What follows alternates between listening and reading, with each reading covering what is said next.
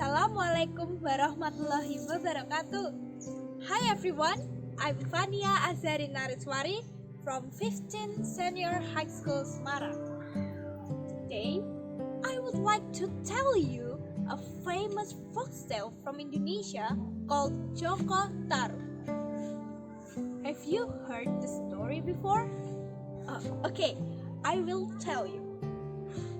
Long time ago, in the village, lived a widow named Mbok Rondo. She lived alone because her husband had passed away. One day, she adopted a boy to be her son. He was named Joko Tarub. Joko Tarub grew up. He became a very handsome and kind young man. Every day, he helped his mother in the field. Because he has a very handsome face, many beautiful girls want to be his wife. However, he didn't want to get married yet. Every day, Mbok Rondo told him to get married immediately. But he refused his mother's requests again and again. Till then, Mbok Rondo was ill and passed away. Joko Tarub was very sad. Since Mbok Rondo's death, Joko Tarub often daydreamed. Now the field were neglected. I have worked very hard, but what are these results for? So muttered Joko Tarub. One night, Joko Tarub dreamt of eating deer meat. When he woke up from his sleep, he immediately went to the forest to fulfill his dream. But until afternoon, he didn't see any deer at all. Then he passed the lake. In the lake, he accidentally saw 7 fairies were taking a bath in there. There are 7 beautiful women playing with water, joking, and having fun. Joko Tarub was very surprised to see their beauty. Because he felt captivated by their beauty, he finally took one of their veil. After the fairies had finished taking a bath, they dressed up and got ready to return to heaven. They wore their veil, but one of the fairies couldn't find her veil. She was named Nawang Wulan. Her 6 older sisters also helped her searching. But until evening, it couldn't be found. Because it was getting late, Nawang Wulan was left alone.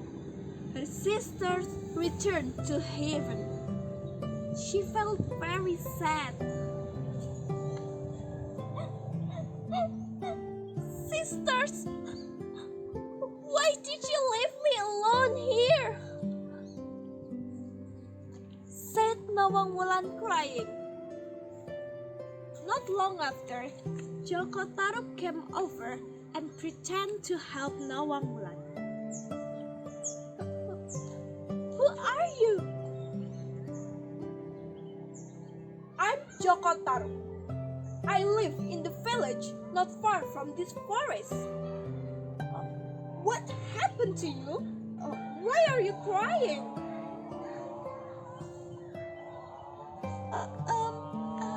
I'm lost.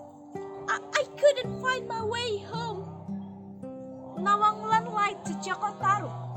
She didn't want to tell him that she was a fairy. Oh dear. You can stay with me if you want to.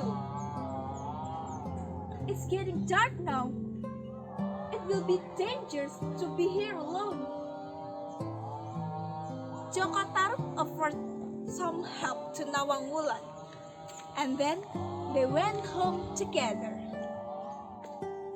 Long story short, they finally got married. both lived happily. They also had a beautiful daughter named Nawangsi. Before they got married, Nawang Wulan told Joko Tarub not to ask about her habits when she became his wife. Nawang Wulan's secret is that she always cooks rice with only a grain of rice. But with a grain of rice, she could feed a whole family. After they got married, Joko Tarub suspects something. Why are their rice supplies were not lessened even though they cooked them every day? However, he did not ask Nawang Wulan directly, but he sneakily opened the lid of the pot that Nawang Wulan always used to cook rice. What? Only a grain of rice? Joko Tarub surprised. He saw was grain of rice still lying in it. Then he immediately closed it again. Due to Joko Tarub's curiosity, Nawang Wulan has lost her power. So you already know my secret in cooking rice? It means my magic powers has been lost. This is all of your fault. Shout Nawang Wulan with overflowing anger. Since then, Nawang Wulan has to pound and cook rice as a human do. Because the pile of the rice kept caressing, one day Nawang Wulan accidentally found her veil, took away among the pile of the rice. It turns out that the veil was in granary which her husband had hidden. Kanda, it turned out that it was you who had stole my veil. It means the God has right and the best destiny for me. Now I have to go back to heaven. Nawang Wulan was very angry when she found out that it was her husband who had stolen her veil. Joko Tarub apologized and begged Nawang Wulan not to go back to heaven. But Nawang Wulan was persistent. Finally, she went back to heaven. Yet, she promised that she would still come down to earth to take care of her baby. But in one condition, Joko Tarub could not be with Nawangsi when Nawang Wulan met her. Let her alone near the lake. After Joko Tarub expressed not to see Nawang Wulan again, the fairy flew away from him and Nawangsi. Goodbye, my wife. Forgive your husband who had tricked you. Joko Tarub could only stare at Nawang Wulan's departure while embracing Nawangsi. Really, his mistake is unforgivable.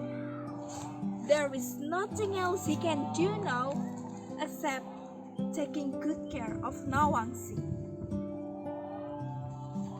Okay, that's all. From the story of Joko Tarub, we can learn that don't trick someone else for your own benefit.